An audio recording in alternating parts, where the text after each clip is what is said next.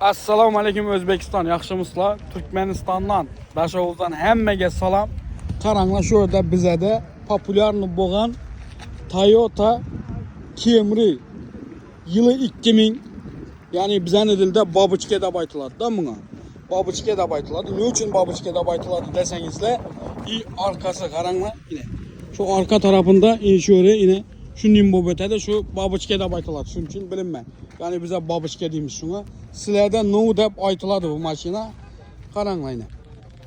Toyota Camry bizada yılı 2000 motori 2.2'lik, bakasam $8400 dostlar. Qaranglar, bizada şu baqa. Sizlarda necha baqa shuni? Shundan Toyota Camry babuchka deb aytamiz. Sizlardan so'raydigan zatim no deb aytasizlar bu mashina ve bahası sizlerden necha? Şunu soracakman. Yazıp ötinglar aşağıda, qiyin görmesengizler. Canlarınız sağ olsun.